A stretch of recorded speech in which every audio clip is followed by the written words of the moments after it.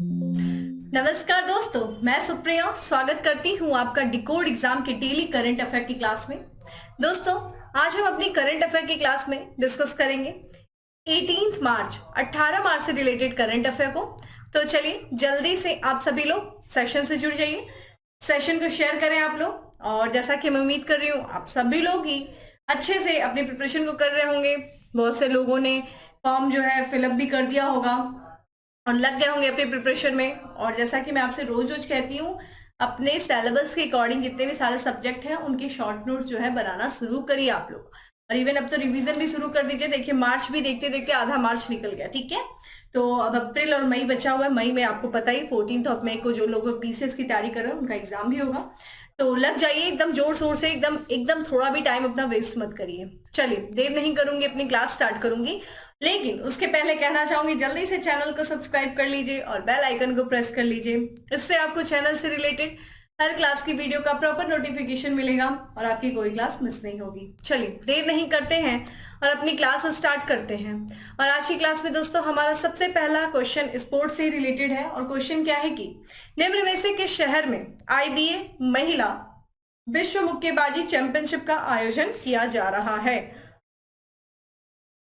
तो ध्यान रखिएगा, आईबीए महिला विश्व मुक्केबाजी चैंपियनशिप का आयोजन कहाँ किया जा रहा है। बार बार मैं कहती हूँ जब भी आप लोग को मैं क्वेश्चंस रीड करती हूँ तो उसी दौरान जिन लोग को आंसर पता है वीडियो को पॉज करके आंसर दे दिया करें।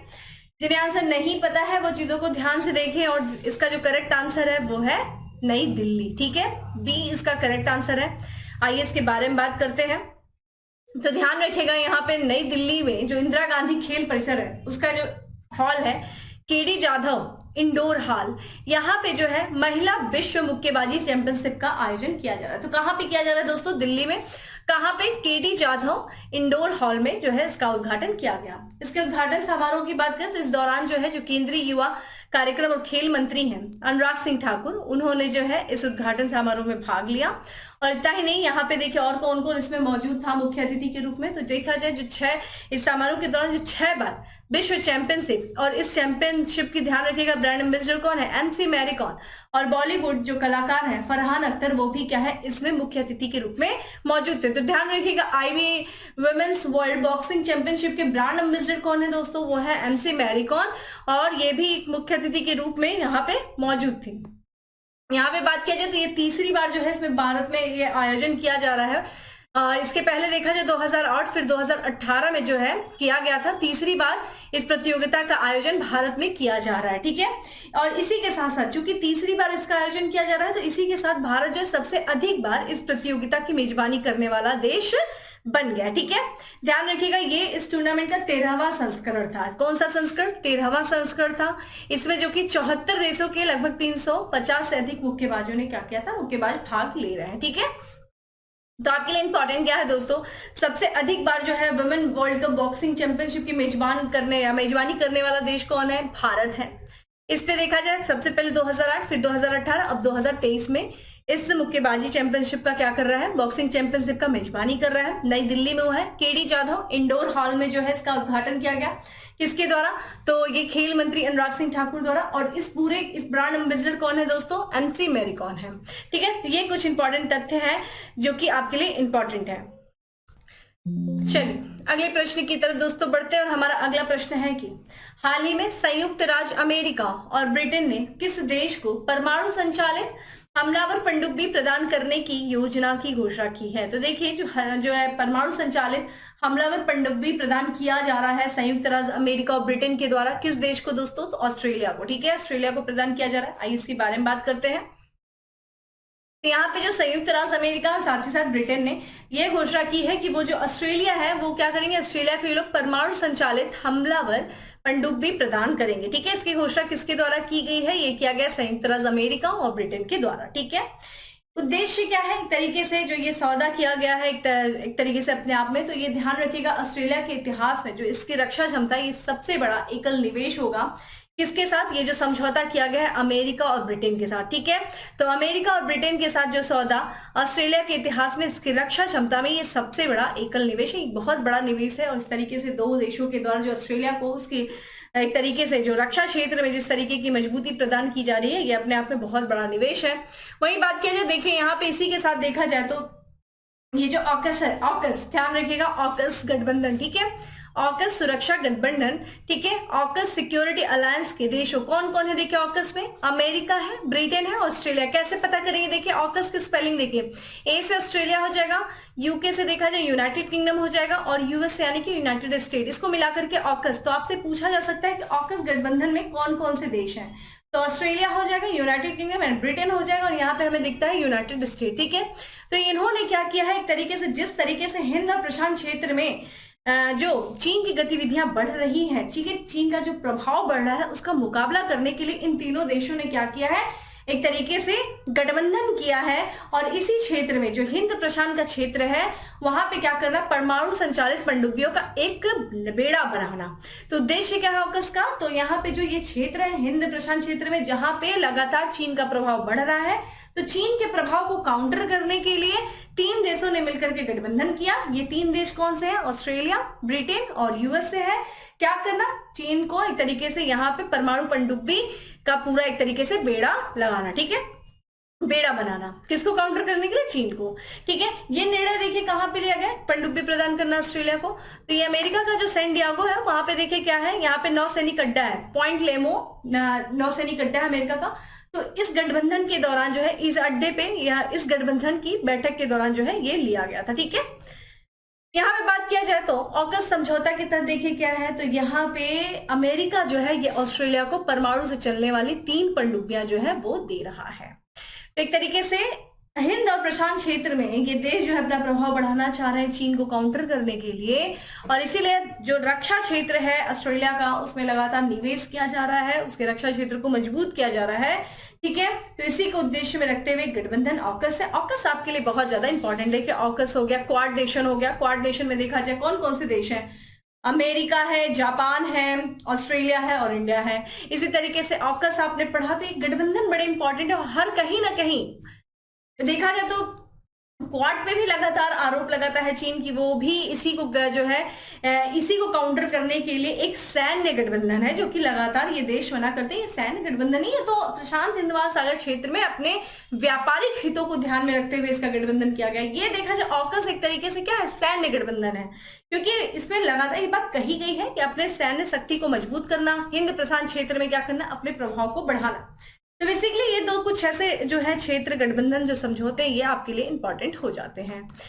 चलिए भाई अगले प्रश्न की तरफ बढ़ते हैं कि हाल ही में चर्चा में रहा अरलम वन्य जीव अभ्यारण्य किस राज्य में स्थित है। देखिए कल भी मैंने आप लोग को वन्य जीव अभ्यारण्य के बारे में बात किया, और आज भी हम देख रहे हैं अरलम वन्य जीव अभ्यारण्य जो है ये किस राज्य में स्थित है, तो केरल, कर्नाटक, उड़ीसा या फिर तेलंगाना।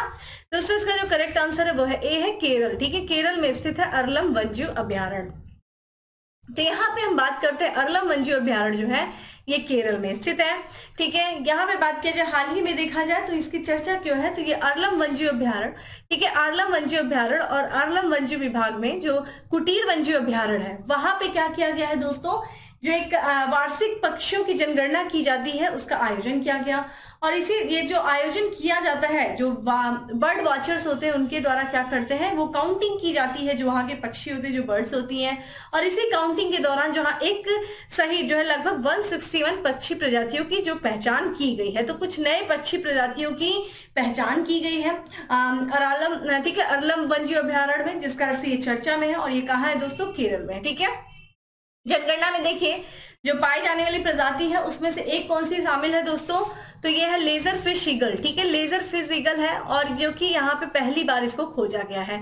तो लेजर फिश ईगल जो है ये एक पक्षी प्रजाति है जिसको हाल फिलहाल में अरलम पक्षी वन्य जीव अभ्यारण्य में देखा गया है। इसी के साथ साथ देखा जाए इसी तरह का है यहाँ पे बाड़ासुर लाफिंग, ठीक है, लाफिंग थ्रश भी 7 साल बाद इस अभ्यारण्य में देखी गई है। तो कुछ नई पक्षियों की प्रजाति देखी गई है और यहाँ पे, ठीक है, जिस कारण से ये अभ्यारण्य चर्चा में है, ठीक है।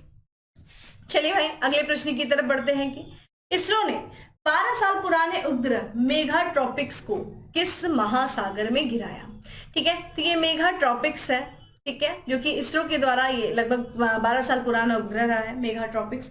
इसको देखा जाए अभी हाल फिलहाल में महासागर में गिरा दिया गया इसरो के द्वारा। कहाँ पे दोस्तों? तो प्रशांत महासागर में, ठीक है, प्रशांत ओशन में जो है इसको गिराया गया है। तो जो कि भारत का जो अंतरिक्ष एजेंसी है इसरो, जिसका फुल फॉर्म आप देख सकते हैं इंडियन स्पेस रिसर्च ऑर्गेनाइजेशन, जिसे हम हिंदी में भारतीय अंतरिक्ष अनुसंधान संगठन के नाम से जानते हैं। यहाँ पे देखा जाए इसने जो यहाँ पे पृथ्वी की जो निचली कक्षा में स्थापित किया गया था, ये 12 साल पुराना उपग्रह है जो कि पृथ्वी की निचली कक्षा में लगभग 500 किलोमीटर की दूरी पे, ठीक है, जैसे ये पृथ्वी है तो इसके लगभग इन दोनों के बीच में दूरी 500 किलोमीटर है। यहाँ पे जो है इस जो है उपग्रह को 12 साल पहले प्रक्षेपित किया गया था, ठीक है, मेघा ट्रॉपिक्स 1, ध्यान रखिएगा। और इसको हाल फिलहाल में इसरो ने चूंकि ये वर्क करना प्रॉपर तरीके से बंद कर दिया था, इसका अपना कार्य खत्म हो गया था, तो बड़े सफलतापूर्वक से इसको प्रशांत महासागर में गिरा दिया। ये अपने आप में एक बहुत चुनौतीपूर्ण कार्य था जिसको बहुत ही अच्छे तरीके से इसरो ने किया है, ठीक है। धरती पर गिराना ये बेहद चुनौतीपूर्ण कार्य था, लेकिन इसरो ने इसमें क्या है, एक सफलतापूर्वक इसमें अंजाम मिला इसरो को, ठीक है। इसरो की बात करें तो इसरो जो है अगस्त 2022 के बाद से इसके जो है उपग्रह की पृथ्वी से दूरी को लगातार क्या कर रहा था, कम कर रहा था, ठीक है। जो दूरी है पृथ्वी से लगातार, चूंकि ये उपग्रह को पृथ्वी तक लाना ही था, अपने आप में एक जो है बहुत बड़ा चुनौती बड़ा कार्य था, तो क्या कर रहे थे वो, इसरो धीरे धीरे करके जो दूरी थी इस उपग्रह की पृथ्वी से उसको कम कर रहे थे, और धीरे धीरे अब जाकर के इसको प्रशांत महासागर में गिरा दिया गया, ठीक है। इसके लिए देखिए करीब जो है यह उपग्रह में मौजूदा करीब 120 किग्रा ईंधन को खर्च कर रहा था, ठीक है, काफी ज्यादा एक तरीके से इसमें वेस्ट ही हो रहा था।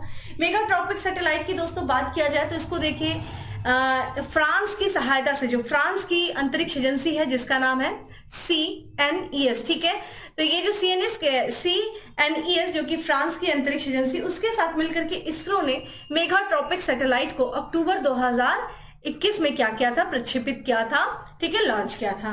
उपग्रह देखा जाए 3 साल तक ये क्यों था मेघा, तो ये मौसम की जानकारी देने वाला उपग्रह था जो कि पृथ्वी की निचली कक्षा में था, और ये मौसम संबंधी जो है वेदर से रिलेटेड जो चीजें ये जानकारी देता था, 3 साल तक दिया। और उसके लिए एक तरीके से मौसम की जानकारी को देने के लिए इसको डिजाइन किया गया था, लेकिन चूंकि यहाँ पे देखा जाए 3 साल से अधिक समय तक ये सेवा दी। देखिए इसको जो डिजाइन किया गया था बेसिकली 3 साल के लिए किया गया था, लेकिन हमें आगे क्या देखने को मिला, ये लगभग 10 साल तक अपनी सेवा देता है। तो 2011 को इसको लॉन्च किया गया था फ्रांस की अंतरिक्ष एजेंसी की सहायता से। 2023 में जो है इसको पृथ्वी पर वापस लाने का प्रयास किया गया, जिसमें सफलता मिली इसरो को। तो मेगा ट्रॉपिक्स आपको पता होना चाहिए, मौसम संबंधी उपग्रह है, मौसम की जानकारी देने वाला, ठीक है, जिसको देखा जाए जो है अभी हाल फिलहाल में इसको क्या किया गया है, जो है प्रशांत महासागर में गिरा दिया गया, ठीक है। चलिए भाई अगले प्रश्न पे बढ़ते हैं कि रेशम उत्पादकों के लिए बीमा योजना शुरू करने वाला देश का पहला राज्य बन गया है कौन। तो देखिए जो रेशम उत्पादक हैं उनके लिए बीमा योजना शुरू करने वाला देश का पहला राज्य कौन सा बन गया है दोस्तों, ये बन गया है उत्तराखंड, ठीक है, उत्तराखंड। आइए इसके बारे में बात करते हैं। यहाँ पे जो रेशम उत्पादक हैं उनके लिए क्या करना, जो रेशम उत्पादक है उनके लिए बीमा योजना शुरू की गई है उत्तराखंड सरकार के द्वारा, और इसी के साथ साथ उत्तराखंड जो है देश का ऐसा पहला राज्य बन गया है जहां पे रेशम उत्पादकों के लिए बीमा योजना शुरू की गई है, ठीक है। यहाँ पे उत्तराखंड सरकार की बात करें तो उत्तराखंड सरकार ने राज्य के रेशम उत्पादकों की सुरक्षा के लिए रेशम कीट बीमा योजना शुरू की है, ठीक है, रेशम कीट बीमा योजना शुरू किया गया है। और यहाँ पे जो है एक तरीके से प्रायोगिक रूप से पहले अभी इसका प्रयोग किया जा रहा है कि ये योजना कितनी सफल रहेगी, तो इसके लिए इन्होंने प्रयोग के तौर पे देखा जाए जो पहला चरण है उसमें 4 जिलों को इन्होंने कवर किया है। तो 4 जिलों के 5 ब्लॉक में 200 रेशम उत्पादकों को जलवायु परिवर्तन के लिए, पानी की कमी और अन्य खतरों से बीमा किया गया, ठीक है। ये 4 जिले कौन कौन से हैं उत्तराखंड के दोस्तों, तो देहरादून है, हरिद्वार है, उधम सिंह नगर है और नैनीताल जिला, इनको कवर किया गया है, ठीक है। इस बीमा योजना का जो है प्रबंधन किया जाएगा वो सरल कृषि बीमा के द्वारा किया जाएगा, और यह राज्य में रेशम उत्पादन को बढ़ावा देने का प्रयास करेगा, ठीक है। बात करें रेशम उत्पादक की दोस्तों, तो यहाँ पे जो कैटरपिलर होता है जिसकी स्क्रीन पे आप फोटो देख रहे हैं, ठीक है, ये कीड़ा होता है, और ये जो इसके लार्वा से ही क्या किया जाता है, एक तरीके से रेशम बनाया जाता है, ठीक है। तो इसको क्या कहते हैं, इस पूरे प्रोसेस को क्या कहा जाता है, सेरीकल्चर कहा जाता है, ठीक है, सेरीकल्चर क्या है दोस्तों, तो कैटरपिलर जो आपका कैटरपिलर है, तो कैटरपिलर के प्रजनन पालन और घरेलूकरण द्वारा कच्चे रेशम के उत्पादन की प्रक्रिया है, ठीक है। तो रेशम उत्पादन को क्या कहा जाता है दोस्तों, सेरीकल्चर कहा जाता है। तो ये भी आपके एग्जाम में पूछा जाता है, ठीक है। तो ये बहुत ही, इसको भी ध्यान रखिएगा। बाकी आपके लिए इंपॉर्टेंट यहाँ पे है, देखिए सेरिकल्चर क्या है, इसी तरीके से देख लीजिए, आपको और भी सारी चीजें होती हैं जिससे भी रिलेटेड, तो वो थोड़ा सा देख लीजिए कि अंगूर की कृषि को क्या कहते हैं, जैसे कि आपका जो शहद से संबंधित ये सारी चीजों को आप देखिए, बहुत ही यहाँ से प्रश्न पूछे जाते हैं। चलिए भाई अगले प्रश्न की तरफ बढ़ते हैं कि निम्न में से किसे वर्ष 2022 के सरस्वती सम्मान के लिए चुना गया है। देखिए कल भी हम लोगों ने बात किया था अवार्ड से रिलेटेड, आज एक नया अवार्ड देखने को मिल रहा है, सरस्वती सम्मान, ठीक है। किसे चुना गया है आपको, तो यहाँ पे जो करेक्ट आंसर है वह है शिव शंकरी को चुना गया, ठीक है। तो ये तमिल लेखिका है जिनका नाम है शिव शंकरी।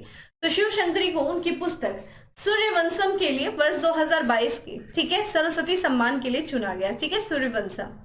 और ये देखिए, ये ध्यान रखिएगा कि तमिल लेखिका है, कई बार पूछा जाता है कि किस मतलब भाषा से संबंधित लेखिका को दिया गया है सरस्वती सम्मान, तो इस वर्ष जो तमिल संबंधी जो है जो लेखिका है शिवशंकरी, उनको दिया गया, सूर्यवंशम उनकी पुस्तक का नाम था, ठीक है। यहाँ पे देखा जाए इस पुस्तक का, तो ये तमिल भाषा में प्रकाशित की गई थी, सन 2019 में किया गया था, ठीक है। अगर हम सरस्वती सम्मान की बात करें दोस्तों, तो सरस्वती सम्मान की स्थापना 1991 में किया गया था, ठीक है, के बिरला फाउंडेशन के द्वारा, और ये साहित्य के क्षेत्र में दिया जाने वाला सबसे प्रतिष्ठित पुरस्कार माना जाता है। तो क्या ये सभी लोगों को दिया जाता है? नहीं, ये देखा जाए उन भाषाओं को दिया जाता है जो हमारे संविधान की अनुसूची 8 में शामिल की गई, ठीक है। तो संविधान की अनुसूची यहाँ पे देखिए मिस है, ठीक है, तो अनुसूची 8 में जो शामिल किसी भी भाषा के लिए एक भारतीय नागरिक को, ठीक है, पिछले 10 वर्षों के दौरान जो प्रकाशित एक उत्कृष्ट साहित्यिक कृत है उसके लिए प्रतिवर्ष दिया जाता है। इसमें जो है इस पुरस्कार में क्या दिया जाता है, तो 15 लाख रुपए नगद राशि दी जाती है और साथ ही साथ प्रशस्ति पत्र और साथ ही साथ एक पट्टिका दी जाती है। तो चलिए अब आप मुझे बताइए कि अनुसूची जो है 8 में कितनी भाषाएं शामिल हैं, ठीक है, मूल रूप से संविधान में कौन सी भाषा थी, बाद में किनको जोड़ा गया, तो आप मुझे अनुसूची 8 के बारे में बताइए, ठीक है। अब यहीं से आप लोग देख लीजिए, पॉलिटी उठाइए, इसके स्टैटिक्स पोर्शन पे जाइए देखिए कि कितनी अनुसूचियां हैं, किस अनुसूची में कौन सी बात की गई। जैसे मैंने बताया 8 के जो 8वीं अनुसूची उसमें भाषा से संबंधित बात की गई है। तो देखिए पहली अनुसूची में क्या है, दूसरी अनुसूची में क्या है, तो कितनी अनुसूचियां हैं, ये सब आपका स्टैटिक्स पोर्शन हो जाएगा और आपका इसी तरह जो है जीएस तैयार हो जाएगी। तो देखिए यहाँ पे चर्चा में है, तो पढ़ लीजिए इसको और आप मुझे बताइए कि कितनी भाषाओं के बारे में बात की गई है अनुसूची 8 में, ठीक है। चलिए जी अगले प्रश्न की तरफ बढ़ते हैं कि किसके द्वारा भारतीय अक्षय ऊर्जा विकास एजेंसी को इंफ्रास्ट्रक्चर फाइनेंस कंपनी दर्जा दिया गया है। तो यहाँ पे भारतीय अक्षय ऊर्जा विकास एजेंसी इरेडा, इसको देखा जाए इंफ्रास्ट्रक्चर फाइनेंस कंपनी का जो दर्जा दिया गया है वो देश के केंद्रीय bank reserve bank of India के द्वारा दिया गया है, ठीक है। तो यहाँ पे भारतीय रिजर्व बैंक जो है उसने भारतीय अक्षय ऊर्जा विकास एजेंसी को इंफ्रास्ट्रक्चर फाइनेंस कंपनी का दर्जा दिया है, ठीक है। यहाँ पे बात करें हम निवेश और क्रेडिट कंपनी के रूप में इसको वर्गीकृत किया गया था इससे पहले इसका जो है इडाई को। और जो ये आईएफसी का दर्जा दिए जाने से देखिए क्या फायदा होगा, तो आईएफसी का दर्जा मिलने से जो इरडा है उसको अक्षय ऊर्जा वित्त पोषण में उच्च जोखिम लेने में क्या मिलेगा, या ये सक्षम होगा, ठीक है। आईएफसी का दर्जा मिलने से कंपनी को फंड जुटाने में काफी ज्यादा हेल्प मिलेगी और फंड जुटाने के लिए जो निवेशक आधार तक पहुंचने में मदद करेगा और इसके परिणाम स्वरूप क्या होगा, फंड जुटाने के लिए प्रतिस्पर्धा दरें होंगी, ठीक है। तो यहाँ पे जो इडाई है यानी कि भारतीय अनुकरणीय ऊर्जा विकास एजेंसी, इसको आईएफसी का दर्जा रिजर्व बैंक ऑफ इंडिया ने दिया है। आइए बात कर लेते हैं इडाई के बारे में। देखिए इसकी जो स्थापना की गई थी 1987 में किया गया था, ठीक है, और इसे देखा जाए जो है अधिसूचित किया गया है किस एक्ट के तहत, तो कंपनी एक्ट 1956 की धारा 4A के तहत इसे क्या किया गया है, एक सार्वजनिक वित्त संस्था के रूप में जो है अधिसूचित किया गया है। चूंकि इसके जो इस समय अध्यक्ष और प्रबंध निदेशक की बात की जाए दोस्तों, तो प्रदीप कुमार दास जो है इसके अध्यक्ष और प्रबंध निदेशक हैं। वही बात करें, ये देखा जाए ये एक मिनी रत्न कंपनी है, ठीक है, श्रेणी 1 के तहत ये मिनी रत्न कंपनी है। और ये देखा जाए किस मंत्रालय के तहत कार्य करती है, तो नवीन और नवीकरणीय ऊर्जा मंत्रालय भारत सरकार के प्रशासनिक नियंत्रण के तहत ये क्या करती है, कार्य करती है, ठीक है। तो ये था। चलिए अब बात करते हैं हम अपने अगले प्रश्न की। निम्न में से किस शहर में पहली मेथनॉल से चलने वाली बसों का अनावरण किया गया है। तो जो है मेथनॉल से चलने वाली बसों का अनावरण जो किया गया है वो किया गया है दोस्तों बेंगलुरु में किया गया। करेक्ट आंसर इस डी है। आइए इसके बारे में बात करते हैं। तो जो केंद्रीय सड़क और परिवहन मंत्री हैं जिनका नाम है नितिन गडकरी, उनके द्वारा देखा जाए बेंगलुरु में पहली मेथनॉल संचालित बसों का क्या किया गया है, अनावरण किया गया है। ठीक है। इसके बारे में बात करें तो ये जो बस है, ये पहल है, देखा जाए तो ये Bengaluru metropolitan transport corporation, NITI Aayog, ठीक है, ध्यान रखिएगा यहाँ पे NITI Aayog, Indian oil company और अशोक लेलैंड इस पहल को पूरा करने के लिए मिलकर काम कर रहे हैं। उद्देश्य क्या है? प्रदूषक के स्तर को कम करना। तो जो प्रदूषक है या फिर प्रदूषण के स्तर को कम करना, तो यहाँ पे जो मेथनॉल से संचालित बसों पर या फिर मेथनॉल पे जो कार्य किया जाता है प्रदूषण को कम करने के लिए, यहाँ पे देखिए ये लोग मिल करके ये कार्य कर रहे हैं यहाँ पे, ठीक है। आइए कुछ और भी इंपॉर्टेंट चीजें देख लेते हैं क्या क्या है। तो सबसे पहले हम बात करें यहाँ पे कि भारतीय सेना का पहला हरित सौर ऊर्जा दोहन संयंत्र स्थापित किया गया। कहाँ पे दोस्तों? सिक्किम में किया गया है, ठीक है। वही बात करें, देश का पहला डबल डेकर हाईवे बनाने का घोषणा की गई है। कहाँ पे दोस्तों? नोएडा में, ठीक है, उत्तर प्रदेश के नोएडा में। और मोढेरा गांव देश का पहला सौर ऊर्जा संचालित गांव बना है। मोढेरा गांव कहाँ का है दोस्तों? ये गुजरात का। देखिए अभी एग्जाम में, अभी रिसेंट में कोई एग्जाम चल रहा था, उसमें ये क्वेश्चन पूछा गया है मोढेरा गांव, और 2 बार पूछा गया है। तो ये देखिए अपने आप में ये जो शॉर्ट नोट्स भी रहती है, जो नोट्स बना के मैं आपके सामने कुछ फैक्ट्स लेके आती हूँ, ये बहुत इंपॉर्टेंट हो जाते हैं, तो इन पे जरूर विशेष ध्यान दिया करिए, ठीक है। वही बात करें, देश का पहला, ठीक है, लिक्विड मिरर टेलीस्कोप स्थापित किया गया है दोस्तों। कहां पे किया गया है? उत्तराखंड में किया गया है, ठीक है। चलिए अब बात करते हैं हम अपने अगले प्रश्न की सरकार ने मृतदाता अंग प्राप्त करने के लिए ऊपरी आयु सीमा हटा दी है। पहले ऊपरी आयु सीमा क्या थी? देखिए जो हम मृतदाता होता है, जो अपने जो है अंगों को डोनेट करता है, ठीक है, वहां पे जो है क्या होता है कि ऊपरी आयु सीमा थी, अब उसको क्या किया गया? हटा दिया गया है। कोई भी जो है अपने जो है अंग को दान कर सकता है। पहले जो ऊपरी आयु सीमा थी, यहाँ पे आयु सीमा वो थी 65 वर्ष, ठीक है, 65 ईयर्स थी। आइए इसके बारे में बात करते हैं। तो मृतदाता अंग प्राप्त करने के लिए सरकार ने क्या कर दिया भाई? अब ऊपरी आयु सीमा हटा दी है। बहुत ही इंपॉर्टेंट क्वेश्चन है, ठीक है। सरकार ने देखा जाए यहाँ पे मृतदाता अंग प्राप्त करने के लिए पंजीकरण की प्राप्त जो है पात्रता के लिए 65 वर्ष आयु की ऊपरी आयु सीमा को क्या कर दिया है? वो हटा दिया है, ठीक है। अब किसी भी आयु का जो व्यक्ति होगा वो क्या करेगा? मृतदाता अंग जो है प्राप्त करने के लिए पंजीकरण करा सकता है, ठीक है, ठीक है। तो पहले क्या था कि अगर किसी को मृतदाता का अंग प्राप्त करना है, ठीक है, तो डोनेट जो भी है तो वो पहले जो है 65 था, लेकिन अभी क्या कर दिया गया भाई? अब जो कि कोई भी जो चाह रहा है कि मृत व्यक्ति जो है दाता अंग प्राप्त करना, तो यहाँ पे अब वो ऊपरी आयु सीमा को क्या कर दिया गया? हटा दिया गया है। अब कोई भी क्या कर सकता है? रजिस्ट्रेशन करा सकता है, ठीक है। यहाँ पे जो है सरकार ने मृतक दाताओं से अंग प्रत्यारोपण की आवश्यकता वाले रोगियों के पंजीकरण के लिए राज्य की अधिवास आवश्यकता को भी रद्द कर दिया है, ठीक है। यहाँ पे सरकार जो है अंगदान और प्रत्यारोपण के लिए एक राष्ट्र एक नीति के उद्देश्य से काम कर रही है, ठीक है। सरकार ने मानव अंगों और उत्तकों के प्रत्यारोपण अधिनियम 1994 को अधिनियमित किया है, ठीक है। तो ध्यान रखिएगा ये अधिनियम है मानव अंग और उत्तकों के प्रत्यारोपण अधिनियम 1994 को किया, ठीक है। तो ये था दोस्तों, आप ध्यान रखिएगा कि जो मृतदाता अंग अगर किसी को प्राप्त करने के लिए जो ऊपरी आयु सीमा थी उसको हटा दिया गया, 65 वर्ष कर दिया गया है, ठीक है। चलिए भाई, यहाँ पे हम लोग का आज का लास्ट क्वेश्चन है कि भारत और विश्व बैंक ने कितने राज्यों में green national highway corridor project के निर्माण के लिए ऋण समझौते पर हस्ताक्षर किया है? कितने राज्यों में green national highway corridor project के निर्माण के लिए ऋण समझौते पर हस्ताक्षर किया है? ठीक है, विश्व बैंक और भारत ने। तो ध्यान रखिएगा 4, ठीक है, करेक्ट आंसर इस 4 है। आइए बात करते हैं इसके बारे में। तो यहाँ पे भारत और विश्व बैंक देखा जाए ने 4 राज्यों में, ठीक है, ग्रीन नेशनल हाईवे कॉरिडोर परियोजना के निर्माण के लिए एक ऋण समझौते पर क्या किया है? हस्ताक्षर किया है, ठीक है। तो 4 राज्यों में जो है ग्रीन नेशनल हाईवे कॉरिडोर परियोजना बनाई जा रही है, उसका निर्माण किया जा रहा है। इसके लिए भारत और विश्व बैंक ने क्या किया? आपस में समझौता किया। ये 4 राज्य दोस्तों कौन से हैं? हिमाचल प्रदेश है, राजस्थान है, उत्तर प्रदेश है और आंध्र प्रदेश है। यहाँ पे देखा जाए, यहाँ पे जो इन राज्यों में लगभग $500 मिलियन की ऋण सहायता से कितने किलोमीटर का निर्माण किया जाएगा? तो ये जो है 781 किलोमीटर का जो है एक तरीके से कॉरिडोर निर्माण के लिए समझौते पर हस्ताक्षर किया गया, ठीक है। आइए वर्ल्ड बैंक के बारे में बात कर लेते हैं दोस्तों। देखिए वर्ल्ड बैंक की जो स्थापना की गई थी जुलाई 1994 में किया गया था। वर्तमान अध्यक्ष की बात किया जाए दोस्तों तो डेविड मालपास जो है वो वर्तमान अध्यक्ष है। वहीं देखा जाए वाशिंगटन डीसी जो कि अमेरिका का, ठीक है, कैपिटल, यहाँ पे वाशिंगटन डीसी भी इसका मुख्यालय है। चलिए आप मुझे बताइए कि डेविड मालपास के बाद जो है वर्ल्ड बैंक का अध्यक्ष कौन बनने वाला है? हम लोगों ने इसके बारे में पहले भी चर्चा की थी। तो दोस्तों ये था हमारा आज का 10 MCQ।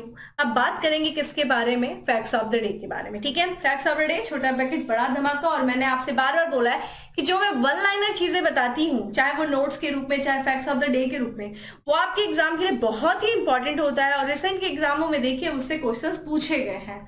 ठीक है, अभी भी देख लीजिए एसएससी के एग्जाम चल रहा है, उसमें से बहुत सारे क्वेश्चंस आ चुके हैं। तो थोड़ा सा जो भी एग्जाम चलता है तो उसके क्वेश्चंस को देखा करिए और देखिए कि जो आप पढ़ रहे हैं क्या वहां से क्वेश्चंस आ रहे हैं। अगर वहां से क्वेश्चन आ रहा है तो समझ लीजिए आप बहुत सही चीज पढ़ रहे हैं, अदरवाइज टाइम वेस्ट होता है, किसी का फायदा यहाँ पे नहीं होता है।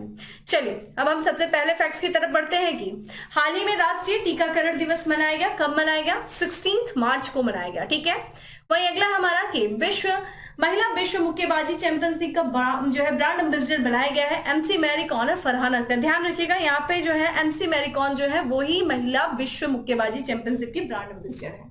हम लोगों ने इसके बारे में पहले ही चर्चा कर लिया, कोई बात नहीं जी, रिपीट हो गया, अब याद ज्यादा हो गया। अगला है हमारा कि भारतीय जीवन बीमा निगम LIC। ठीक है, LIC का यहाँ पे अंतरिम होना चाहिए, अंतरिक्ष हो गया दोस्तों। अंतरिम अध्यक्ष नियुक्त किया गया किसे? सिद्धार्थ मोहंती को। अगला है महिलाओं के लिए नया, ठीक है, स्वास्थ्य कार्यक्रम। ध्यान रखिएगा ये स्वास्थ्य है, स्वास्थ्य कार्यक्रम आयोग्य महिला लॉन्च किया गया है किसके द्वारा? ये तेलंगाना सरकार के द्वारा।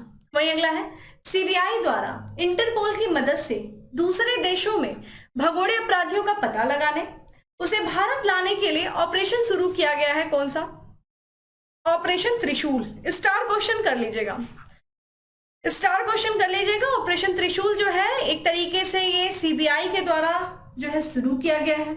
जो भगोड़े लोग होते हैं उनको पकड़ने के लिए, जो भगोड़े अपराधी होते हैं या फिर उनको देश वापसी लाने के लिए इंटरपोल की मदद से क्या किया गया है? ऑपरेशन त्रिशूल शुरू किया गया। चलिए अब आप मुझे बताइए कि भी हाल फिलहाल में जो भूकंप आया सीरिया और आपका तुर्की में, वहां पे जो फंसे लोग या फिर वहां पे जो मदद की गई सरकार के द्वारा वो किस ऑपरेशन के तहत की गई, या सर जो भारत सरकार ने जो मदद चलाया उस मदद का क्या नाम था?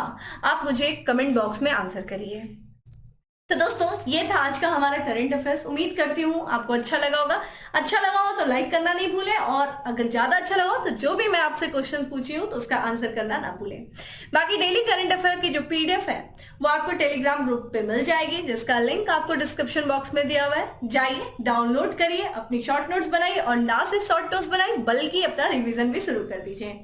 चलिए फिर मिलेंगे हम अपने अगले सेशन में, तब तक के लिए bye, have a good day, stay safe and stay happy.